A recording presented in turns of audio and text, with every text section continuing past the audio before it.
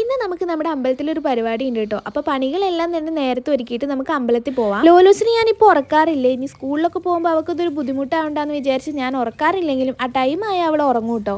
പിന്നെ ഞാൻ വേഗം പോയിട്ട് പുറത്ത് വിരിച്ചിട്ടുള്ള തുണികളെല്ലാം കൂടെ പെറുക്കി കൂട്ടി അകത്ത് കൊണ്ടുവച്ചു കേട്ടോ. ഇന്ന് 4 മണിക്ക് നമുക്ക് പരിപ്പുവടയാണ് കേട്ടോ. ലോലൂസ് കുറേ ദിവസമായി പരിപ്പുവട ഉണ്ടാക്കാൻ വേണ്ടിയിട്ട് പറയുന്നു. അങ്ങനെ രാവിലെ തന്നെ പരിപ്പെല്ലാം വെള്ളത്തിലിട്ട് വെച്ചിട്ടുണ്ടായിരുന്നേ. ഒരു അരമണിക്കൂർ മുമ്പ് ഞാൻ അതെല്ലാം കൂടെ അരച്ച് ഉള്ളിയും ഇതെല്ലാം ചേർത്ത് റെഡിയാക്കി. കഴിഞ്ഞ ആഴ്ച പഴുപ്പിക്കാൻ വെച്ചിട്ടുണ്ടായിരുന്ന ചെറുപഴം എല്ലാം കഴിഞ്ഞിട്ടുണ്ടായിരുന്നേ. അമ്മ ഉച്ചയ്ക്ക് വന്നപ്പോൾ കുറച്ച് ചെറുപഴമൊക്കെ പറിച്ചിട്ടായിരുന്നു വന്നിട്ടുണ്ടായിരുന്നത് കേട്ടോ. ഞാനത് പഴുപ്പിക്കാൻ വേണ്ടിയിട്ട് വെക്കുകയാണ്. നമ്മൾ തക്കാളിയൊക്കെ ഇട്ടിട്ടാണ് കേട്ടോ പഴുപ്പിക്കാൻ വെക്കാറുള്ളത്. ഇതാണ് നമ്മൾ പഴുപ്പിക്കാൻ വെക്കുന്ന പാത്രം കേട്ടോ. ഈ ബക്കറ്റിലാണ് നമ്മൾ സ്ഥിരമായിട്ട് വെക്കാറുള്ളത്.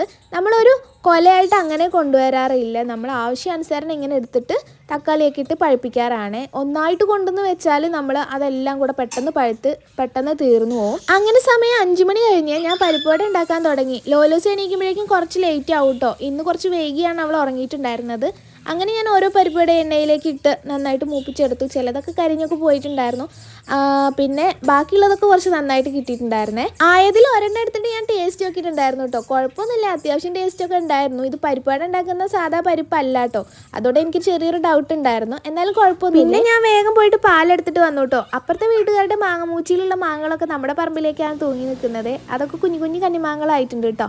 പിന്നെ ഞാൻ വേഗം പോയിട്ട് ചായയൊക്കെ കുടിച്ചു. അതിൻ്റെ ഇടയ്ക്ക് ലോലൂസ് നീച്ച് അമ്മയുടെ അടുത്തേക്ക് പോയിട്ടുണ്ടായിരുന്നേ. പിന്നെ ഒരു 6:30 ആയപ്പോൾ ഞാൻ വിളക്ക് കൊളുത്തി. പിന്നെ ഞങ്ങൾ നേരെ അമ്പലത്തിലേക്ക് പോയി. അമ്പലത്തിലേക്ക് അല്ല, ഘോഷയാത്ര ഉണ്ടായിരുന്നു. അപ്പോൾ അത് കാണാൻ വേണ്ടിയിട്ട് അങ്ങനെ പോയിട്ടുണ്ടായിരുന്നു.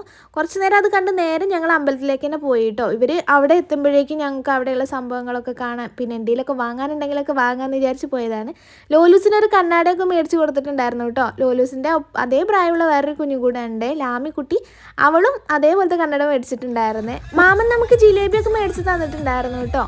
DJ പരിപാടിയൊക്കെ ഉണ്ടായിരുന്നു. അപ്പം നമ്മൾ അത് വരുന്നതിന് മുന്നേ കുറച്ച് മേലോട്ട് കയറിയിട്ടുണ്ടായിരുന്നു. പിന്നെ അവരെ കൂടെ ഡാൻസൊക്കെ കളിച്ചിട്ടാണ് നമ്മൾ താഴെ അമ്പലത്തിലേക്ക് വന്നിട്ടുണ്ടായിരുന്നത്. കുട്ടികളും അമ്മമാരും ചേച്ചിമാരും ഒക്കെ എന്താ ഡാൻസ്! ഇപ്പൊ ഒന്നും ആർക്കും ഒരു മടിയില്ല കേട്ടോ. എനിക്കാണെങ്കിൽ ഭയങ്കര മടിയാണ് ഇങ്ങനെ ഡാൻസൊക്കെ കളിക്കാൻ വേണ്ടിയിട്ട്.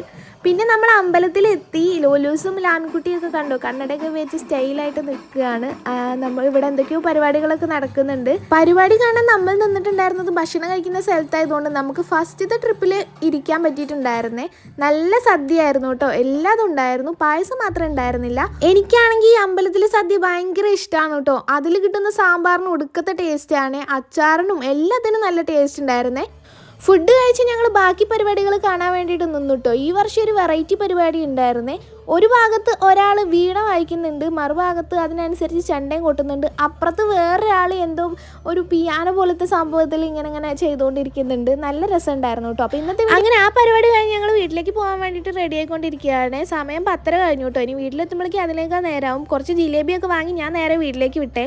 ഇന്നത്തോട് കൂടി പരിപാടി കഴിയുന്നില്ല കേട്ടോ. നാളെ ഒരു ദിവസം കൂടി ഉണ്ട് നമ്മുടെ പരിപാടികൾ. നാളെ വരണമെന്നൊക്കെ ഉണ്ട്, നടക്കുമെന്നറിയില്ല. അപ്പോൾ ഇന്നത്തെ വീഡിയോ ഇത്രയേ ഉള്ളൂ. ഇഷ്ടമായ ഒന്ന് ലൈക്ക് ചെയ്യാനും സബ്സ്ക്രൈബ് ചെയ്യാനും ഷെയർ ചെയ്യാനും മറക്കല്ലേ. ടാറ്റാ.